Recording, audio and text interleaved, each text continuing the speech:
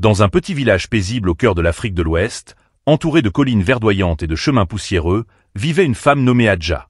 C'était une couturière douce, généreuse et très respectée dans sa communauté. Son sourire illuminait le marché, et ses doigts faisaient danser les tissus comme par magie. Elle vivait une vie simple mais remplie de paix, jusqu'à ce qu'elle tombe amoureuse de Biram, un homme venu d'un autre village pour travailler comme gestionnaire d'une petite entreprise de transport. Biram était élégant, intelligent, et surtout, il parlait avec une tendresse qui faisait fondre les cœurs. Il avait ce regard intense, qui semblait promettre mille choses, et cette voix basse, rassurante, qui disait toujours les mots qu'Hadja avait besoin d'entendre. Au début, tout allait bien. Biram lui écrivait de longues lettres chaque fois qu'il partait pour une mission. Il l'appelait ma lumière, mon refuge, celle qui donne un sens à ma vie. Il jurait qu'il ne lui cacherait jamais rien. Hadja croyait chaque mot, car elle ne connaissait pas la trahison. Elle venait d'une famille où l'honneur était plus important que l'or. Peu de temps après leur mariage, Biram proposa qu'elle cesse de travailler au marché, sous prétexte qu'il gagnait assez pour deux. Il voulait, disait-il, qu'elle se repose, qu'elle prenne soin d'elle-même et qu'elle se sente comme une reine dans sa propre maison. Hadja accepta, touchée par ce geste d'amour, sans savoir que c'était le début d'un piège silencieux. Les premières semaines après leur mariage furent un rêve d'éveillé pour Hadja. Biram était doux, attentionné, toujours présent à l'heure du dîner, lui rapportant des mangues fraîches ou des bracelets faits main qu'il disait avoir trouvés sur la route. Mais petit à petit, quelque chose changea. Biram commença à rentrer plus tard. Il disait que les affaires devenaient compliquées, que les clients étaient exigeants, que les routes étaient longues et dangereuses. Hadja croyait. Elle attendait. Chaque nuit, elle réchauffait les plats 3 fois sans jamais se plaindre. Une nuit, il revint les habits froissés, les yeux fatigués, et l'odeur d'un parfum féminin, discret mais étrange, collé à sa chemise. Quand elle lui demanda s'il avait vu quelqu'un d'autre ce jour-là, il rit doucement et dit « Tu es jalouse maintenant ? Je suis fatigué, Hadja. C'est l'odeur du savon d'hôtel, c'est tout. » Elle sourit timidement, un peu honteuse d'avoir douté. Elle voulait croire à tout ce qu'il disait, car elle l'aimait d'un amour profond, sincère. Elle voulait que son foyer reste pur, digne, stable, comme ceux qu'elle avait vus dans les histoires de sa mère. Mais les absences se prolongèrent. Il passait parfois 2 jours sans rentrer. Il disait qu'il devait aller jusqu'à la capitale, que les chauffeurs l'avaient trahi, que les camions étaient tombés en panne. Chaque fois, il avait d'une explication parfaite. Et chaque fois, Hadja le croyait. Mais une nuit, elle fit un rêve étrange. Dans ce rêve, une vieille femme au visage ridé s'approchait d'elle et lui murmurait « Ton mari cache plus qu'il ne montre. Ouvre tes yeux avant que ton cœur ne se brise. » Quand elle se réveilla, le lit était vide. Biram n'était pas rentré de la nuit. Et cette fois, son téléphone était éteint. Le jour se leva sur le village avec ses chants d'oiseaux et les bruits des femmes au puits, mais Hadja se sentait seule comme jamais. Elle resta assise sur le bord de son lit, les mains jointes sur ses genoux, fixant la porte, espérant entendre le bruit des pas de Biram, en vain. Elle tenta d'appeler à plusieurs reprises, mais le téléphone de son mari sonnait dans le vide, ou tombait directement sur la messagerie. Le cœur battant, elle prépara du café, posant 2 tasses sur la petite table, comme tous les matins. Mais seule la sienne resta pleine. Vers midi, Biram revint. Il entra avec son sourire habituel, comme si de rien n'était. Il portait une chemise propre, et sa démarche était légère. Mais ce qui frappa Hadja, ce fut le regard vide qu'il lui jeta. Un regard qui disait « Ne pose pas de questions ». « Où étais-tu, Biram » demanda-t-elle d'une voix douce, mais tremblante. Il posa son sac avec lenteur, la fixa un moment, puis répondit « J'ai dû aller plus loin que prévu. Il y avait une réunion d'urgence à Kaolack. J'ai dormi là-bas. Pourquoi ce ton? Tu ne me fais plus confiance » Hadja ravala ses larmes. « Ce n'est pas ça. C'est juste que tu ne m'as pas prévenu. Tu ne répondais pas. » Il soupira, visiblement agacé. « Je travaille dur pour nous deux. Tu penses que c'est facile de gérer ces chauffeurs têtus? Tu veux que je rentre avec des dettes ?» Puis il se dirigea vers la salle de bain, refermant la porte sans un mot de plus. Hadja resta figée. C'était la première fois qu'il lui parlait ainsi. Une froideur glaciale venait d'entrer dans leur maison. Ce soir-là, elle ne mangea pas. Elle attendit qu'il sorte de la douche, mais il s'enferma dans la chambre et s'endormit sans même lui adresser un regard. Et pour la première fois depuis leur mariage, elle pleura en silence, seule dans le salon, les genoux contre sa poitrine. Mais une pensée naquit dans son cœur. S'il me ment, je finirai par le découvrir. Les jours suivants, Hadja fit semblant. Elle souriait comme d'habitude, servait les repas, repassait les chemises de Biram avec soin, et répondait gentiment aux voisines qui passaient la saluer. Mais à l'intérieur, son cœur était en désordre. Elle avait toujours cru que l'amour était confiance. Mais maintenant, chaque mot de Biram sonnait comme un mystère. Chaque appel manqué. Chaque regard détourné. Chaque sortie précipitée. Un après-midi, elle décida d'aller voir Fatou, sa cousine et amie d'enfance, qui tenait une petite boutique de tissus au marché. Elles s'assirent sur un tapis à l'ombre, entre deux étagères de pagnes colorées. Fatou, qui connaissait Hadja mieux que quiconque, lui demanda d'emblée. « Tu ne vas pas bien, Hadja. Je le vois dans tes yeux. » Hadja hésita. Elle ne voulait pas salir le nom de son mari. Mais le poids dans sa poitrine devenait trop lourd. « Fatou, est-ce que tu crois qu'un homme peut mentir à sa femme chaque jour? Sans raison ?» Fatou la regarda en silence. « Tout homme peut mentir, Hadja. Mais un homme qui ment chaque jour cache quelque chose de plus profond. Tu dois être prudente. » Hadja baissa les yeux. « Je sens qu'il y a une autre femme. Mais je n'ai aucune preuve. » Fatou serra sa main. « Ne cherche pas la preuve tout de suite. Ouvre bien tes oreilles. Observe. Dieu ne permet pas que le mensonge dure éternellement. » En rentrant chez elle ce soir-là, les mots de Fatou résonnaient dans son cœur. Et comme si le destin voulait la préparer à la vérité, Hadja trouva dans la poche du pantalon de Biram un petit reçu de bijouterie. Un bracelet en or, daté de la veille. Mais elle n'avait rien reçu. Hadja resta longtemps assise, le petit reçu dans la main, les yeux perdus dans le vide. Un bracelet en or, payé en espèces. Elle relut la note 3 fois, priant en silence que ce soit une erreur. Une surprise pour elle, peut-être, un cadeau oublié. Mais elle savait. Biram ne lui offrait plus rien depuis des mois. Même les fleurs qui lui ramenaient autrefois étaient devenues de simples souvenirs. Le lendemain matin, elle n'en parla pas. Elle le servit comme d'habitude. Il mangea en silence, les yeux rivés sur son téléphone. Elle l'observait. Son calme n'était pas naturel. Il souriait tout seul par moments. Il répondait à des messages en cachant légèrement l'écran. Elle aurait voulu crier, demander. « À qui tu offres des bijoux, Biram ?» Mais elle se retint. Parce qu'au fond, elle voulait voir jusqu'où il irait. Elle voulait savoir jusqu'où un homme pouvait mentir à celle qui lui a tout donné. Quand il partit, elle décida de retourner au marché. Pas pour vendre, mais pour enquêter. Elle alla droit chez Maguette, la bijoutière du coin, celle qui avait la plus belle boutique de la ville voisine et que Fatou connaissait bien. Après quelques mots échangés, elle sortit discrètement le reçu. « Ce numéro, c'est bien à toi ?» demanda-t-elle calmement. Maguette confirma, sans méfiance. « Oui, c'est un reçu d'ici. » « Pourquoi ?» Hadja respira lentement. « Est-ce que tu te rappelles de l'homme qui l'a acheté ?»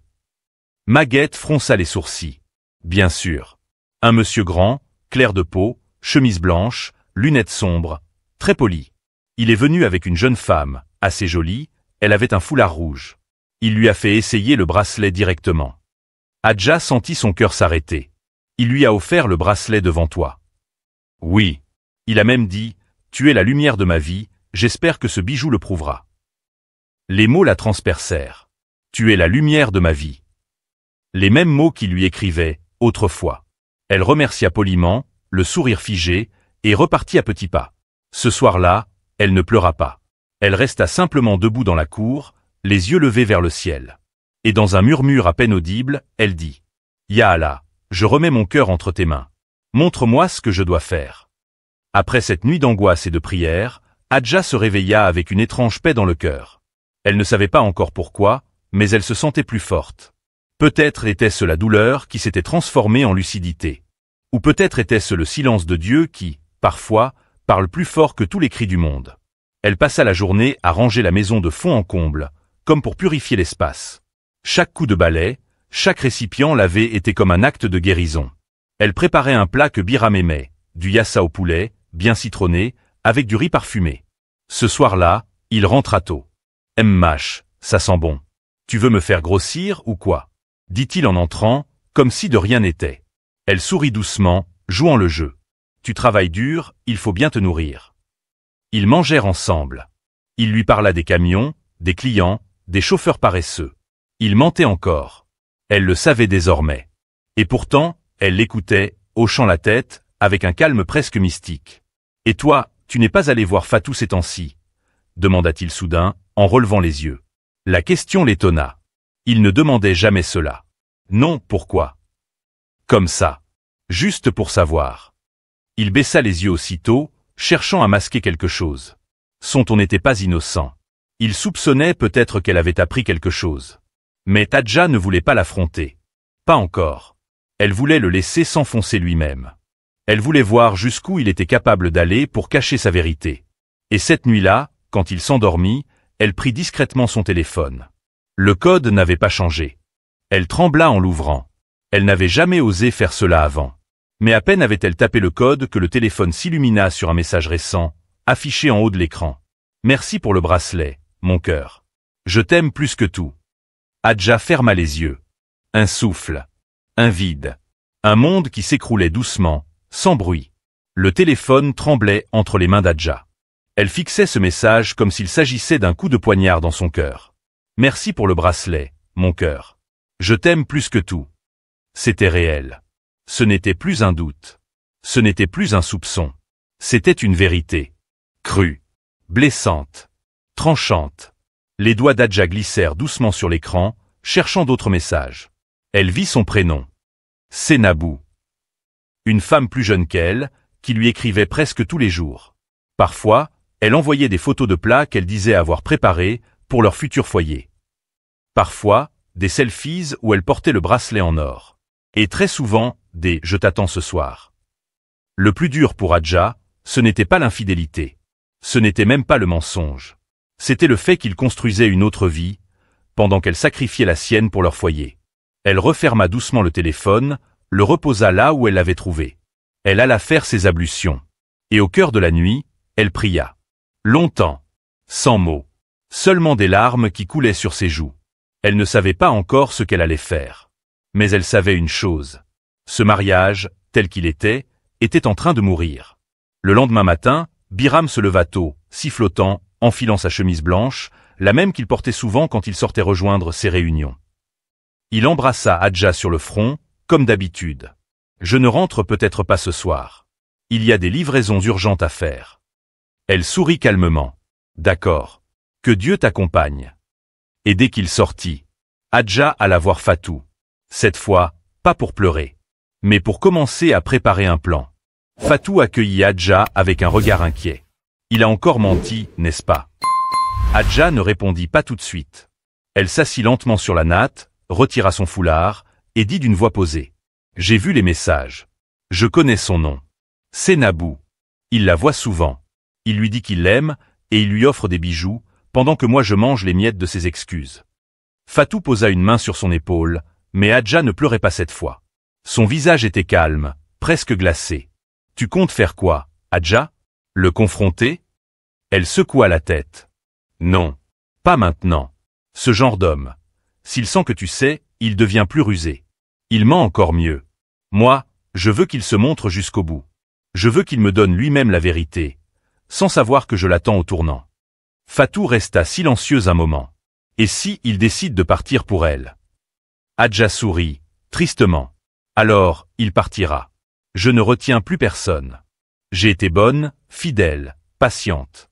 J'ai prié. J'ai pardonné. Maintenant, je me prépare. Elle lui prit la main. J'ai besoin que tu m'aides à reprendre la couture. Discrètement. Je veux retravailler. Gagner mon propre argent. Retrouver mes forces. Mais je veux que personne ne le sache. Pas même Biram. Fatou approuva immédiatement. Tu vas travailler ici, dans ma boutique. Une table à l'arrière, un rideau, personne ne saura. Je te donnerai des clientes. Et si Dieu le veut, tu vas te relever, Inch'Allah. Et c'est ainsi qu'Adja, en silence, en secret, recommença à coudre. Ses doigts, qui avaient longtemps été inutilisés, reprirent vie. Son esprit, abîmé par les mensonges, trouva refuge dans les tissus et les fils. Elle recousait sa propre dignité, une robe à la fois. Pendant ce temps, Biram, sûr de lui, continuait à mentir. Sans se douter qu'un jour, la vérité allait le frapper plus fort que tous ses faux sourires. Les semaines passèrent. Chaque matin, Adja se levait tôt, préparait le petit déjeuner de Biram, puis le regardait partir en voiture, avec ses mêmes excuses répétées. Et chaque fois qu'il quittait la maison, elle prenait discrètement un autre chemin. Direction, la boutique de Fatou. Fatou avait installé un petit espace discret derrière les rayons de tissus. Une chaise, une machine à pédales, une boîte d'épingles et une pile de pagnes confiées par les femmes du marché. Adja cousait toute la journée. Elle reprenait des boubous trop larges, créait des robes pour baptême, réparait des habits d'écolier. Et chaque soir, elle rentrait avant que Biram ne revienne, effaçant toute trace de sa journée. Elle ne faisait rien de mal. Mais elle reconstruisait son monde en secret. Et ça, elle savait que Biram ne le supporterait pas. Un soir, Fatou entra avec une cliente spéciale. Une dame venue de la ville, qui cherchait une couturière fiable pour un grand mariage familial. Tu vois cette dame, Hadja? Si tu l'impressionnes, tu peux avoir des commandes régulières. Elle est influente, elle connaît beaucoup de monde. Hadja resta humble, mais déterminée. Dis-lui que je suis prête. Le reste, c'est entre mes mains, et celle de Dieu. Pendant ce temps, à la maison, Biram était de plus en plus distrait. Il restait longtemps sur son téléphone, recevait des appels dans la cour, et disait souvent « Ne m'attends pas ce soir. On a une panne sur la route. » Mais un détail frappa Hadja un soir. Alors qu'il parlait au téléphone dans la cour, pensant qu'elle ne l'entendait pas, elle surprit un prénom. C'est Nabou. Son cœur se serra. Il ne faisait même plus semblant. Elle retourna dans la chambre, s'assit sur le lit, et respira profondément. Tu me mens en plein jour maintenant. Très bien. Mais ce qu'il ignorait, c'est que le vent avait commencé à tourner. Car bientôt, très bientôt, la vérité qu'il fuyait allait se présenter devant lui. Quelques jours plus tard, Hadja mit la touche finale à une robe traditionnelle majestueuse, destinée à la grande dame venue de la ville. Le tissu était complexe, le style moderne mais respectueux des traditions. Lorsqu'elle la présenta à la cliente, celle-ci resta sans voix. C'est magnifique. Tu as des doigts bénis, ma fille. Elle la paya gracieusement, en espèces, et lui promit de lui envoyer d'autres clientes. C'était la première fois, depuis très longtemps, qu'Hadja se sentit valorisée. Non pas comme la femme de, mais comme elle-même. Une femme capable. Une femme debout. Pendant ce temps, Biram poursuivait son double jeu. Il prétendait aller en mission, mais ses habits trahissaient une réalité différente. Parfum trop fort. Chaussures cirées. Montre neuve. Barbe fraîchement taillée. Il ne ressemblait pas à un homme fatigué par la route, mais plutôt à un homme qui se rendait à un rendez-vous galant. Hadja, elle, ne disait toujours rien. Mais ce qu'elle ne savait pas encore, c'est que la robe qu'elle avait cousue allait devenir le début du retournement. Car ce mariage prestigieux pour lequel elle avait cousu allait se dérouler dans la ville voisine. Et parmi les invités, il y aurait une jeune femme nommée Sénabou. Et cette Sénabou ne savait rien non plus de l'existence d'Hadja. Elle croyait que Biram était célibataire. Le jour du mariage arriva. Fatou proposa à Hadja de venir discrètement avec elle pour voir la robe portée par la mariée. Hadja accepta, vêtue d'un simple boubou bleu ciel, un voile léger sur la tête. Elles s'assirent au fond de la salle. Hadja observait. Elle était calme. Mais soudain, au milieu des rires et des chants, elle aperçut un homme entrer dans la salle. Grand, élégant, lunettes noires. C'était lui. Biram. Il ne l'avait pas vu. Il tenait la main d'une femme vêtue d'un boubou rouge. C'est Nabou. Et devant tout le monde, il posa tendrement un baiser sur sa main. Hadja sentit une chaleur violente monter dans sa poitrine. Mais elle resta immobile. Fatou lui murmura. Tu vois, ma sœur, c'est Dieu lui-même qui t'a fait venir ici aujourd'hui. Et pour la première fois, Hadja comprit. Ce n'était plus une suspicion. C'était une trahison publique. Assise au fond de la salle, Hadja regardait son mari rire, danser, parler à Sénabou avec tendresse, comme s'il n'avait aucun autre engagement dans sa vie. Il n'était pas stressé. Il n'était pas gêné. Il était à l'aise. Trop à l'aise. Et c'est cela qui fit encore plus mal. Ce n'était pas une erreur. Ce n'était pas un moment d'égarement. C'était un choix. Un double visage. Un homme qui menait deux vies sans remords. Fatou tenait la main d'Hadja, craignant qu'elle n'éclate. Mais Hadja restait immobile, les yeux fixes. « Tu veux qu'on parte ?» chuchota Fatou. « Non. Je veux voir jusqu'au bout. Je veux comprendre à quel point il est capable de mentir. » Et soudain, le maître de cérémonie annonça. Une grande surprise. Notre sœur Sénabou va recevoir un cadeau spécial devant vous tous, un geste d'amour de son bien-aimé. Biram s'avança, souriant. Il prit un micro et, devant toute l'assemblée, déclara. Sénabou, tu es la lumière de ma vie. La femme qui m'a redonné le goût de vivre. Ce bracelet n'est qu'un petit symbole de ce que je ressens pour toi. Je te promets de toujours t'aimer, te respecter et de ne jamais te trahir. Un tonnerre d'applaudissements suivit. Hadja sentit ses mains devenir moites. Ses oreilles bourdonnaient. Il osait jurer fidélité à une autre femme. alors qu'elle l'attendait chaque soir avec des plats chauds et le cœur en miettes. Fatou pleurait de rage, mais Hadja, elle ne versait aucune larme. Elle se leva doucement. « Viens. On rentre. »« Tu ne veux pas aller le voir? Lui dire que tu sais? »« Non. Pas ici. Pas comme ça. Je vais le regarder rentrer ce soir. Je vais le servir. Et demain matin, je vais lui faire goûter la vérité. » Et ce soir-là, comme si de rien n'était, Biram rentra tard, prétextant une panne sur la route. Et Hadja, toujours fidèle à son silence, lui répondit doucement. « Tu dois être fatigué. Va te laver, je t'ai gardé à manger. » Mais dans son regard, un orage silencieux était déjà en marche. Ce soir-là, Biram mangea avec appétit. Il était détendu, bavard, et plein d'histoires inventées. Il parla d'un camion en panne à Kaffrine, d'un client trop exigeant, d'un chauffeur blessé. Hadja, assise en face de lui, hochait la tête en silence. Elle savait que chaque mot était un mensonge. Elle avait vu la vérité de ses propres yeux, mais elle n'avait pas besoin de crier. Elle voulait qu'il pense qu'elle ne voyait rien. Car le plus grand choc, c'est celui qu'on ne voit pas venir.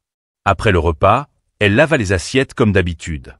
Puis elle s'assit sur le lit pendant qu'il s'endormait, le souffle paisible d'un homme qui pense que son monde est parfaitement en place. Mais cette nuit-là, Hadja ne dormit pas. Elle réfléchissait, pas à la douleur, mais à la manière juste, digne et puissante de lui faire comprendre ce qu'il avait détruit. Au petit matin, elle se leva avant l'appel à la prière, fit ses ablutions, puis pria longuement. Et dans sa prière, elle dit « Seigneur, je ne veux pas me venger. Je veux seulement faire éclater la vérité. Je veux qu'il voie ce qu'il a fait, qu'il ressente ce que j'ai porté en silence. Fais que je reste droite, même au milieu du feu. » Puis elle enfila un boubou sobre, prit un cahier, et s'assit à table. Quand Biram se leva, il fut surpris de la trouver réveillée si tôt. « Tu ne dors pas ?» dit-il en s'étirant. « Non. J'attends qu'on parle. » Il fronça les sourcils, méfiant. « De quoi ?» Elle le regarda dans les yeux, pour la première fois sans peur. « De Sénabou. De la promesse d'amour que tu lui as faite hier. De ton bracelet. De ton discours devant tous ces gens. » Le sang de Biram se glaça. Il resta figé. Hadja continua calmement. « J'étais là. J'ai tout vu. Je sais tout. Mais je ne suis pas venu faire un scandale. Je voulais que Dieu me montre de mes propres yeux. Et il l'a fait. » Biram ouvrit la bouche, mais aucun mot ne sortit. Et là, pour la première fois, c'est lui qui tremblait. Biram resta immobile. Ses yeux étaient écarquillés, comme si le sol venait de se dérober sous ses pieds. « Tu étais là, » murmura-t-il. Hadja ne bougea pas. Sa voix restait calme, mais chaque mot frappait comme un tambour dans la poitrine de Biram. « Oui. » Assise au fond de la salle. « J'ai vu ton sourire. J'ai entendu ta promesse. J'ai même vu le bracelet que tu lui as offert, pendant que moi je cousais, en silence, pour qu'on puisse vivre. » Il voulut se justifier. « Hadja, écoute-moi. Ce n'est pas ce que tu crois. Sénabou, elle ne sait rien de toi. Elle croit que je suis célibataire. J'allais te dire la vérité, j'attendais le bon moment. » Hadja sourit. Un sourire fatigué. Un sourire d'une femme qui ne croit plus aux promesses vides. Le bon moment? Depuis combien de temps tu attends ce bon moment, Biram? 2 mois? 3? Depuis quand tu ne dors plus ici certains soirs? Depuis quand tu me regardes sans me voir? Il se leva brusquement, fit les 100 pas. Je me suis embrouillé dans mes choix. Je t'aime, Hadja. Ce que j'ai avec elle, c'est rien. C'est toi ma femme. Mais Hadja le fixa, les yeux remplis d'une vérité qu'il ne pouvait plus fuir. Tu m'aimes? Tu mens à la femme que tu aimes tous les jours? Tu bâtis un mensonge avec une autre pendant que je prie pour toi chaque nuit? Ce n'est pas de l'amour, Biram. C'est de la lâcheté. Il tomba assis sur une chaise, le visage dans les mains. Il venait de comprendre. La femme en face de lui n'était plus celle qu'il pensait manipuler. Hadja, elle, se leva. Elle posa doucement une enveloppe sur la table. Voici une copie des messages que tu lui envoies. Voici le reçu du bracelet. Voici ton mensonge, noir sur blanc. Et avec cette même paix intérieure, elle ajouta. Je ne vais pas crier. Je ne vais pas salir mon nom dans la rue. Mais je vais partir, Biram. Pas parce que je suis faible, mais parce que j'ai assez pleuré pour 2 vies. Le silence dans la maison était lourd. Biram fixait l'enveloppe. Ses mains tremblaient. Il n'y avait plus de place pour le mensonge, plus de cachette, plus d'excuses. Le miroir lui avait été tendu, et ce qu'il y avait vu l'avait brisé. Hadja, de son côté, s'était levée calmement. Elle rangeait ses affaires sans bruit. Une petite valise, une paire de chaussures, quelques tissus soigneusement pliés. Elle n'emportait presque rien. Parce que ce qu'on emporte quand on part, ce ne sont pas les objets. C'est la dignité. C'est la vérité. C'est la paix. Biram se leva d'un bond. Tu ne peux pas partir comme ça. Je t'en supplie. Tu es ma femme. Tu fais partie de moi. Elle se tourna vers lui avec une douceur qui le déstabilisa. Tu ne t'es jamais demandé ce que moi je ressentais. Tu as aimé l'idée d'une femme dévouée, mais tu n'as pas pris soin de son cœur. Il s'approcha d'elle, les yeux rouges, le souffle court. Pardonne-moi, Hadja. Donne-moi une chance. Une seule. Je vais tout arrêter avec Sénabou. Je te jure que je peux changer. Mais elle secoua doucement la tête. Tu ne me demandes pas pardon parce que tu regrettes. Tu me demandes pardon parce que tu as peur de perdre ton confort. Tu aurais continué si je ne t'avais pas confronté. Ce n'est pas de l'amour. C'est de la possession. Un silence déchirant tomba sur la pièce. Puis elle ajouta, la voix ferme mais pleine de respect. Tu m'as menti tous les jours, Biram. Mais Dieu, lui, voit tout. Et c'est à lui que je remets ce que tu m'as fait. Moi, je n'ai plus rien à dire. Elle prit sa valise et sortit. Elle ne claqua pas la porte. Elle ne cria pas. Elle quitta la maison avec une noblesse qui criait plus fort que 1000 mots. Et Biram, seul au milieu du salon, sentit que ce jour-là, il avait tout perdu. Hadja marcha longtemps. Ses pas la guidèrent à travers les ruelles poussiéreuses du quartier, les souvenirs dans sa tête s'entrechoquaient comme les tambours d'un ancien chant de douleur. Mais elle ne pleurait plus. Ses larmes, elle les avait versées en silence pendant trop longtemps. Désormais, elle avançait avec le poids de la vérité, mais aussi avec la lumière d'une libération. Elle arriva devant une porte en bois, vieille mais propre. Elle frappa doucement. Une vieille femme ouvrit. Ses yeux s'illuminèrent aussitôt. Hadja, ma fille, c'est bien toi? C'était tante Nabou, la sœur de sa mère, une veuve digne et respectée du village voisin. Hadja l'avait peu vue ces dernières années, par respect pour Biram qui ne voulait pas qu'elle fréquente trop de vieilles femmes à la mentalité d'un autre temps.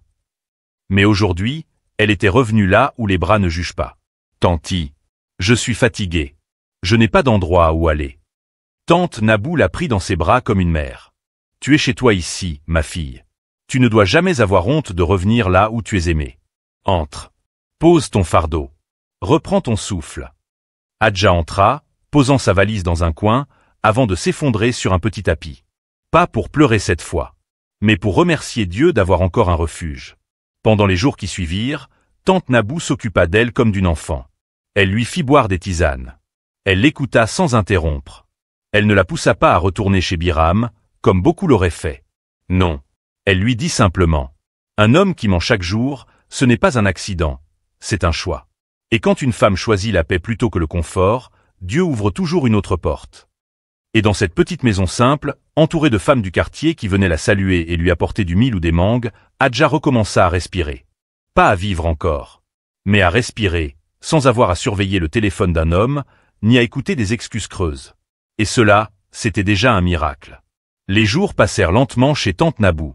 Chaque matin, Hadja se réveillait au chant des coqs et au parfum du café tout bas préparé sur un petit feu de bois. C'était une vie simple, loin du tumulte de la ville et des mensonges de Biram. Mais dans cette simplicité, elle retrouvait quelque chose qu'elle avait perdu depuis longtemps. Elle-même. Elle aidait tante Nabou au jardin, parlait aux femmes du quartier, écoutait leurs histoires, leurs douleurs, leurs sourires. Pour la première fois depuis longtemps, elle n'était plus la femme de Biram. Elle redevenait juste Hadja. Une femme. Une âme. Une personne. Un jour, après la prière du soir, tante Nabou s'assit à côté d'elle sur le vieux banc en bois. Elle lui tendit un petit carnet jauni par le temps. C'est le journal de ta mère. Je l'ai gardé toutes ces années. Je pense que tu es prête maintenant. Hadja, surprise, ouvrit doucement le carnet. Les premières lignes lui arrachèrent un frisson. Si un jour ma fille lit ces mots, qu'elle sache que la force d'une femme ne se voit pas dans le silence qu'elle endure, mais dans le moment où elle se relève. Les mots de sa mère, décédée alors qu'elle n'était qu'une adolescente, résonnaient en elle comme un tambour sacré. Cette nuit-là, Hadja ne dormit presque pas. Elle relut chaque page du journal, chaque phrase pleine de sagesse et de douleurs anciennes. Elle comprit alors que son combat n'était pas une malédiction. C'était une épreuve. Et elle venait d'en franchir la moitié. Le lendemain, Hadja demanda à tante Nabou. « Est-ce que tu connais une femme qui peut m'apprendre à faire du savon naturel et des crèmes de karité ? J'ai une idée. » Tante Nabou la regarda avec un sourire fier. Tu es prête. C'est maintenant que ton histoire commence vraiment. Le lendemain matin, dès les premières lueurs du jour, Hadja se leva. Plus de larmes. Plus de plaintes. Juste une détermination silencieuse. Elle attacha un pagne autour de sa taille, couvrit ses cheveux d'un foulard simple, puis suivit tante Nabou jusqu'à la maison d'une femme âgée, connue dans le quartier sous le nom de Mama Fanta. Mama Fanta était une ancienne guérisseuse, experte en plantes, mais aussi une artisane hors pair. Elle fabriquait des savons, des crèmes de karité, des parfums naturels et des onguents aux vertus ancestrales. Quand elle vit Hadja, elle hocha simplement la tête, comme si elle avait attendu ce moment. Tu veux apprendre? Alors ne viens pas avec tes blessures. Viens avec ton feu. Le savon, ça se fait avec patience et avec amour. Et ce fut ainsi que débuta une nouvelle aventure. Jour après jour, Hadja apprenait. Elle apprenait à choisir les bonnes feuilles, à écraser les graines de karité, à doser les huiles, à sentir l'odeur parfaite d'un savon bien mélangé. Mais plus que tout, elle apprenait à croire en elle. Elle découvrit qu'elle avait des mains capables de créer, un esprit capable d'apprendre, et un cœur qui, malgré tout ce qu'il avait traversé, battait encore plus fort qu'avant. Le soir, elle rentrait chez tante Nabou, les bras couverts de pâte de karité, les vêtements imprégnés de parfum d'eucalyptus et le sourire aux lèvres. J'ai réussi à faire mon premier savon aujourd'hui, tanti. Il sent comme l'arbre derrière la maison de mon père. Tante Nabou posa une main sur sa tête. Tu vois, même dans les cendres, il y a toujours une fleur prête à pousser. Ce soir-là, Hadja comprit une chose. Elle n'était plus dans la fuite. Elle était dans la renaissance. Et cela, Biram ne l'avait pas vu venir. Les semaines passèrent. Le soleil de Bindal continuait de se lever sur la petite cour de tante Nabou, mais quelque chose avait changé. Hadja aussi se levait, mais en tant que femme nouvelle. Son savoir-faire s'affinait. Ses savons étaient de plus en plus beaux, ses crèmes laissaient la peau douce et parfumée, et les femmes du quartier commençaient à venir en parler autour du puits. Le savon de la nièce de Nabou, on dirait du beurre parfumé. Moi j'ai mis sa crème aux karités sur les pieds de mon bébé, et il a dormi comme un agneau. Hadja n'en croyait pas ses oreilles. Elle, l'ancienne épouse silencieuse, battue par les mensonges, ignorée dans sa propre maison. Elle devenait maintenant une femme que l'on admire. Avec l'aide de Mama Fanta, elle lança un petit stand artisanal, fait de bois et de tissus colorés, juste à l'entrée du marché local. Elle écrivit sur une ardoise suspendue. Saba, produit de la terre et du cœur. Le prénom de sa mère. Tante Nabou, fière, se tenait souvent à côté d'elle pour la soutenir, lui servant de première cliente et d'ambassadrice dans le village. Mais alors qu'Hadja commençait à retrouver son équilibre. Quelqu'un de son passé, loin d'avoir oublié, s'approchait de Bindal. Ce jour-là, alors qu'elle était occupée à ranger ses savons dans un panier, un homme en costume beige descendit d'un taxi-brousse poussiéreux. Il portait des lunettes noires, mais son regard trahissait l'inquiétude. Il se tenait là, immobile, face au marché, comme s'il cherchait quelque chose ou quelqu'un. Un vieil homme lui montra le chemin de la cour de tante Nabou. L'inconnu hocha la tête, puis marcha lentement. Le cœur battant. C'était Biram. Lorsque Biram arriva devant la petite cour en terre battue de tante Nabou, le soleil était haut. Les enfants du voisinage couraient pieds nus, des femmes pilaient le mil en rythme, et une brise légère soulevait les feuilles du baobab. Il resta un moment figé devant la porte entr'ouverte. Dans la cour, il vit Hadja, accroupie près d'un seau d'eau, en train de rincer ses moules à savon. Elle portait un pagne simple, une chemise en coton, mais elle brillait. Pas par ses habits, mais par sa paix intérieure. Biram la regarda. Ses lèvres tremblaient.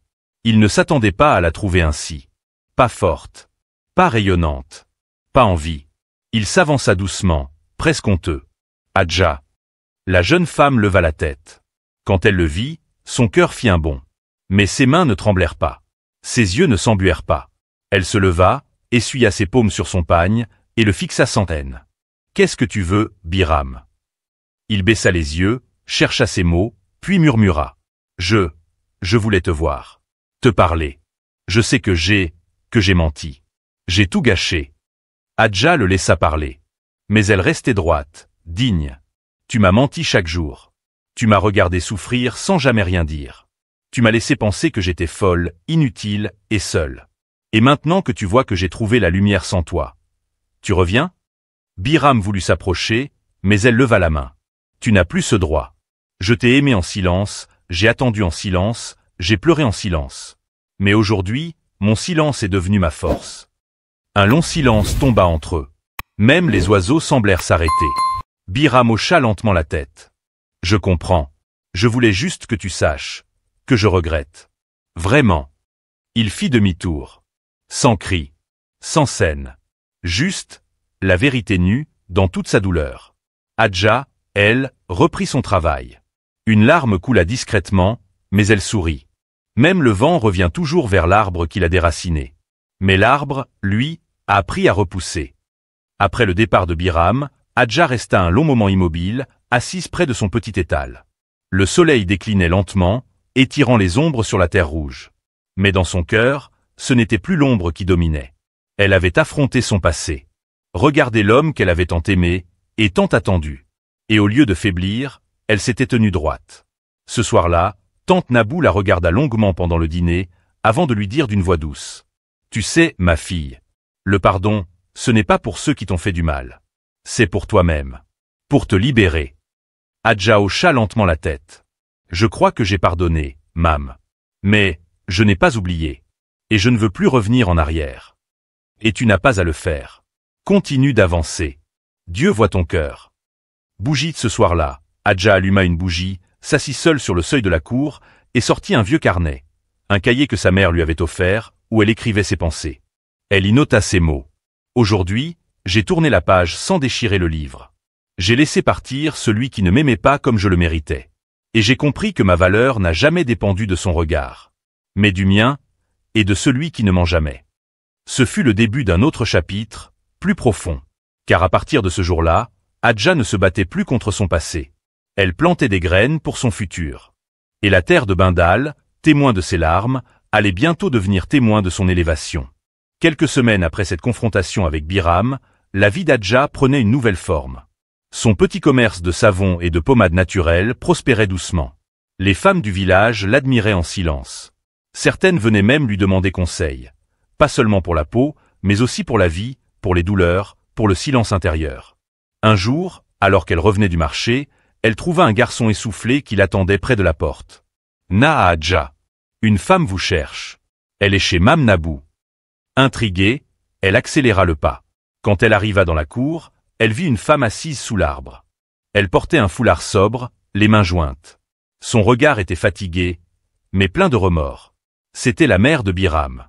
Hadja sentit son cœur se serrer. Cette femme l'avait méprisée. Elle l'avait rabaissée, méprisée pour sa pauvreté, son silence, son infertilité. Mais aujourd'hui, elle était là. Assise comme une mendiante, les yeux humbles. Elle se leva en voyant Hadja. « Ma fille, je ne mérite peut-être pas que tu m'écoutes. Mais je suis venu demander pardon.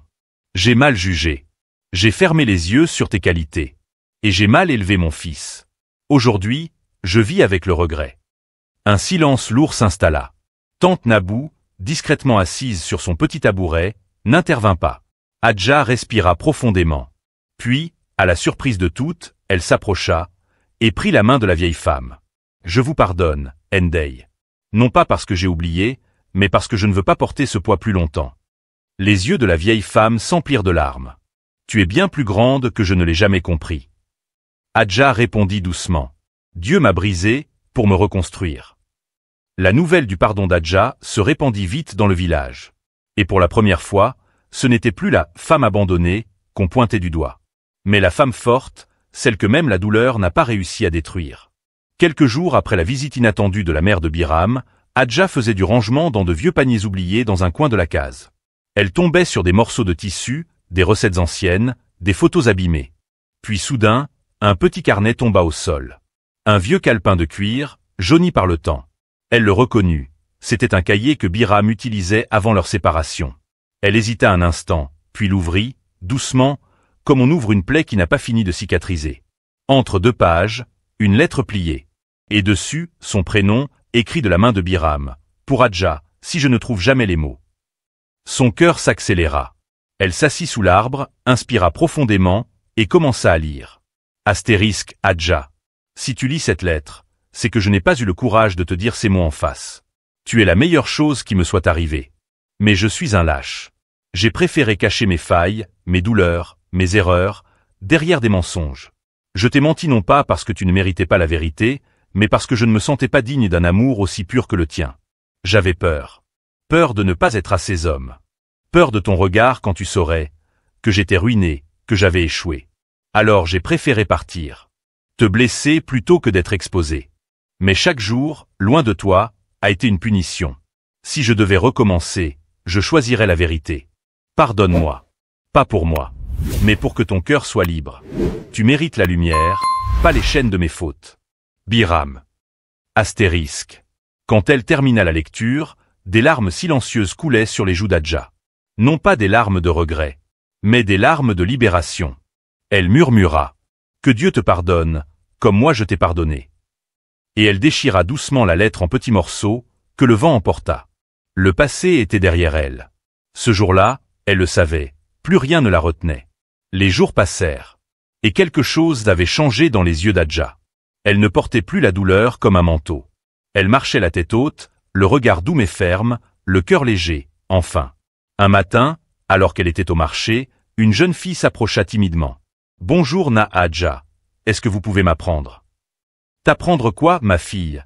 dit-elle en souriant. « À fabriquer les savons, à faire comme vous, à devenir forte. » Adja sentit son cœur battre plus fort. Elle regarda la jeune fille, frêle, les yeux brillants d'admiration. « Viens demain. Je t'attends. » Et le lendemain, elle n'était pas seule. 3 filles du village étaient là. Puis 5. Puis 8. Toutes, blessées d'une manière ou d'une autre. Des abandonnées. Des filles jugées. Des femmes qu'on avait brisées. Et Adja les accueillit, comme des sœurs. Elle leur montra les secrets des plantes. Les recettes du savon noir. Mais surtout, elle leur transmit ce qu'aucun homme ne peut voler. La dignité, la paix intérieure, la foi. Un jour, alors qu'elle terminait un atelier avec elle, la vieille Nabou lui glissa à l'oreille. « Tu étais une femme, maintenant tu es une lumière. » Et dans tout le village, on commença à l'appeler YAY Mbekgel, la mère de l'espoir. Ce que Biram avait essayé d'éteindre. Dieu l'avait transformée en flamme pour éclairer les autres. Un soir calme, alors que le vent tiède d'hivernage soufflait doucement sur les toits du village, Adja fermait l'atelier. Les jeunes filles s'en étaient allées, riantes, avec leurs savons et leurs rêves. Elle restait là, seule, à regarder le soleil s'incliner lentement derrière les arbres. Soudain, un jeune homme s'approcha. Il était nerveux, tenant un sac poussiéreux à la main. « Adja, quelqu'un vous attend au carrefour. »« Qui ?» demanda-t-elle, intriguée. Il baissa les yeux. « C'est un homme, il dit s'appeler Biram. » Un frisson parcourut son dos. Le passé osait revenir. Elle hésita. Elle inspira profondément, releva la tête et marcha, avec cette même grâce qu'elle avait retrouvée. Au carrefour, elle le vit. Assis sur une pierre. Amaigri. Vieilli. Fatigué. Il se leva lentement. Adja. Elle ne dit rien. Pas un mot. Je ne suis pas venu pour déranger ta vie, ni demander quoi que ce soit. Je voulais juste voir. Voir si tu étais bien. Elle resta calme. Elle le regarda, droit dans les yeux. J'ai mis du temps à guérir, Biram. Et je ne t'ai pas. Mais ce que j'ai construit maintenant, c'est ma paix. Il baissa la tête. Des larmes silencieuses coulaient sur ses joues. Je comprends. Je voulais juste demander pardon. De tout cœur. Même si je sais que je ne mérite pas ta parole. Elle le fixa longtemps, puis doucement, elle dit. Que Dieu te pardonne. Et qu'il te guide. Puis elle tourna le dos. Et marcha vers sa lumière. Sans haine. Sans regret. Libre. Ce soir-là, dans le ciel, une étoile brilla plus fort que les autres. Une femme, trahie, humiliée, blessée, avait choisi le pardon au lieu de la vengeance. Et c'est ainsi que l'histoire d'Adja, la femme à qui on mentait tous les jours, devint une leçon d'honneur, de foi et de résurrection. Les années passèrent. Adja avait maintenant des cheveux poivre et sel, mais ses yeux brillaient toujours comme au premier jour. Son atelier était devenu un centre. Une maison d'accueil pour filles perdues, femmes blessées, épouses abandonnées. On venait de loin pour apprendre d'elle. Elle ne parlait jamais de son passé. Mais il vivait dans chaque conseil qu'elle donnait, dans chaque regard de compassion qu'elle posait. Un matin, une jeune fille du centre lui demanda timidement. « YAY Adja, comment avez-vous appris à être forte comme ça ?» Elle sourit doucement, regardant le ciel. « J'ai d'abord connu la faiblesse, l'humiliation, le mensonge, puis un jour, j'ai compris. Ce que Dieu enlève, il le remplace par quelque chose de plus grand, si tu restes digne. » La fille hocha la tête, émue. Et Biram. Adja la fixa longuement. Il était l'épreuve, pas l'ennemi. Il m'a détruite sans le savoir, et ce faisant, il m'a rapproché de Dieu. Quelques jours plus tard, on apprit que Biram était décédé dans un village voisin. Seul. Oublié. Malade. Adja ne pleura pas. Mais ce soir-là, elle alluma une bougie. Et elle pria longtemps. Pas pour lui. Mais pour toutes les femmes qui vivaient encore ce qu'elle avait traversé. Et quand elle partit à son tour, des années plus tard, le village tout entier s'arrêta. Des enfants chantèrent son nom. Des femmes pleurèrent comme pour une mère.